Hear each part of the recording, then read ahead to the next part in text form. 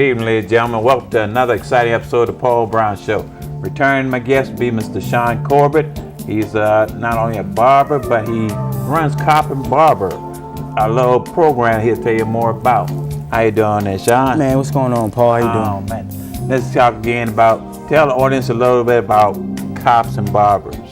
Cops and Barbers really was an initiative that was created by me, Gary McFadden, and at that time I was a part of the North Carolina Barbers Association, and so I was a board member there, and at that time the president cut Chief Monroe's hair, and I came to them with the idea after the Michael Brown, and they thought it was a great idea, and so Monroe linked me up with Gary McFadden, and the rest is history.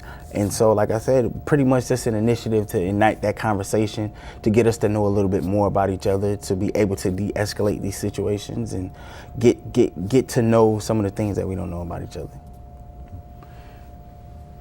When you get together with the officers, I know I watched one of your videos and you had I guess one of your first officers that you really, who was the first officer you really got connected with when you started the Cops and Barbers? You know, the funny thing is, man, the funny thing about it is, it's not just one. Correct. It was about 3 or 4 at one time. Okay. Because it was almost like they were like, we need this. Like almost we need you. Like, where have you been? Like, so like the first meeting, I met Captain Rob Dance, the guy that you see in the video. Okay. I met Detective Gary McFadden even before that first meeting, and I met at that first meeting as well. I met, which is now Police Chief Kurt Putney. He was deputy chief then. Okay. Like, I developed a relationship with these people instantly. So it wasn't like, if anything, Gary McFadden would be the first one, because I met him at a restaurant over chicken wings, and he came in and said, well, what is your idea? What do you want to do? And I ran it down to him. So that was the first officer that I actually sat down with. And the next meeting actually was at police headquarters. And everybody from Chief Monroe, all the big guys was in there. That's when I had an opportunity to meet, you know, a lot of them at one time. And I made a connection with quite a few of them at that very first meeting.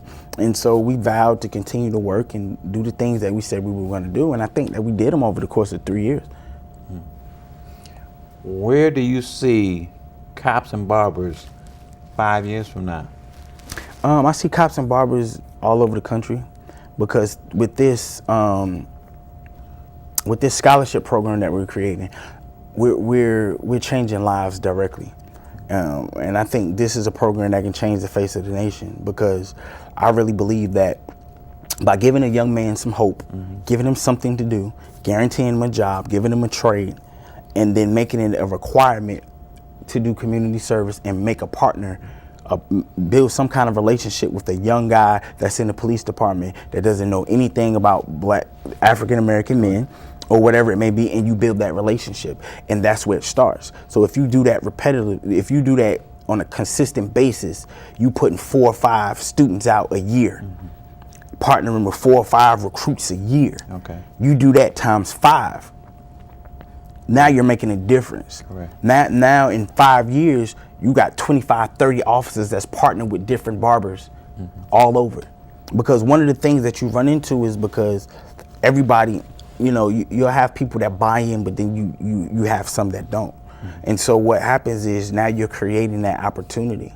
And a young man understands that I'm going to school because of this.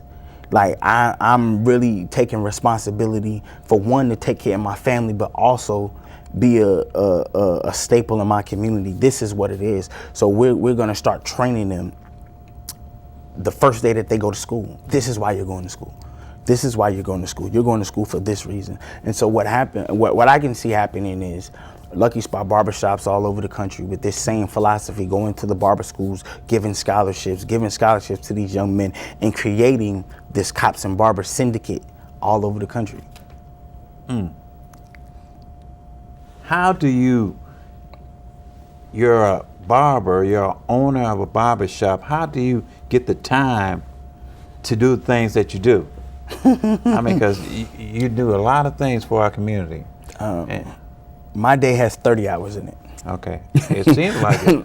Nah, really, to be honest, I have been blessed to Just partner with some good people that actually believe in my vision, like, and not even necessarily my vision, just the vision of the community, period. I'm just one of the ones that see the vision, but there's many more that I work with on a daily basis that see that vision as well. So it's past just me. It's way bigger than me, man. Even my wife, man, even at home, she's like an Angela Davis. So she's always pushing, pushing the envelope. And even my kids, like, I tell you a funny story about my daughter. Like, she's 10, and it's a video out that was done by freethink.com. They came down and they did, great people, they did a like a little documentary, and my daughter seen it. And my daughter never know I went to prison. And so I come home and she says, "Dad, I need to talk to you." I say, "Well, what's going on? What's the matter?" She was like, "Why I didn't know that you've been to jail." And so for about an hour, she followed me around like, "Well, what is the food like in jail?" And I'm just like, "Terrible." So like the thing about it is like it's even trickling down to my children. And so like I'm just a part of a good village, because it takes a village to raise a child, but it also takes a village to raise a man as well. So I'm just surrounded by good people, man. So I think that's why I'm able to execute a lot of the things that I think I do by myself, but it's not me by myself. Getting back to your wife, I mean, I know she does a lot for you, and I know she really inspires you. How has she accepted Shaun now that you're doing so many different things, especially in the community? The funny thing is, man, she probably knew that I was going to do some of the things that I've done, maybe not at this magnitude, but I really believe that she probably knew before I knew. Because when I met her, I was still running around in the street. Like, it wasn't like she met me and we've been together for a while. So she probably seen all this stuff in me before I did. So she don't let me take no breaks. Ain't no days off. She stay on you, huh? Yeah. How does the kids, your children, how do they see their father now that they see him on TV and they see him doing the things he's doing for community? He's helping out other kids and he's giving that type of advice. Man, my house, man, we regular people. That don't mean nothing. "Dad, I need $5. Dad, hey, I'm still dad, because I try my best to, when I walk through them doors, I'm just dad. I try my best. I try not to bring a lot of that stuff with me, man. But even though with the events, I make sure that the kids volunteer. They are part of all of it, and so I think it's rubbing off on them, because they go and they donate clothes. They do all the little things at a young age. And so I think just continuing to groom them, I think they'll be okay. When you go to a lot of these events that you go to and you see like your free haircuts and all these type of things that you do for the kids in our community, do you get emotional? I mean, knowing that, that what you're doing for some of these kids, a lot of these kids. Man, really, to be honest with you, Paul, like, to get recognized for a lot of the stuff makes me uncomfortable a little bit, because I don't do it for that. Like, I'm just a regular guy. Like, when people be like, "Oh, I seen you on TV," I mean, I'm still getting used to, trying to get used to that part, man, because at the end of the day, I'm just doing what I'm supposed to do. I mean, that's what we're supposed to do. Like, I don't know where we got away from taking care of your brother or giving back to your people. For much is given, much is required. That's what we're supposed to do. So a lot of times I don't think of the things that I do as big things, because that's what I'm supposed to do. I was put in that position to do it. So, and I think we've just gotten away from that, because we get into that I got to get mine mentality. But what we don't realize is the things that we're trying to obtain, no man can get them alone. We have to get them with the help of our brothers and our sisters. We don't realize the power that we have collectively yet.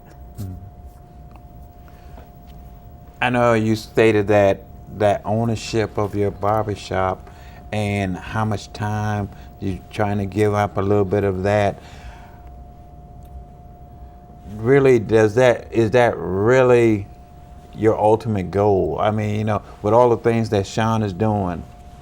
I feel like, to be honest with you, you gotta remember, man, I've been in the barber game. Like I've been a barber for 12 years.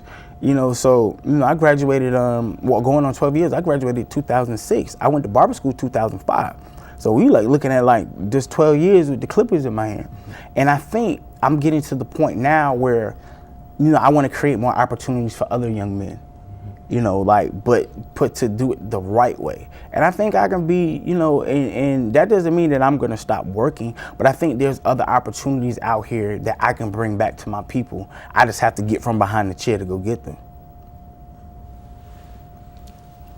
Do you have a lot of things for our young ladies that's out there, seeking what you do for a lot of the young men?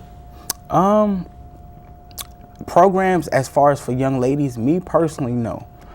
Right now, I would direct you to somebody that has that lane. Like you have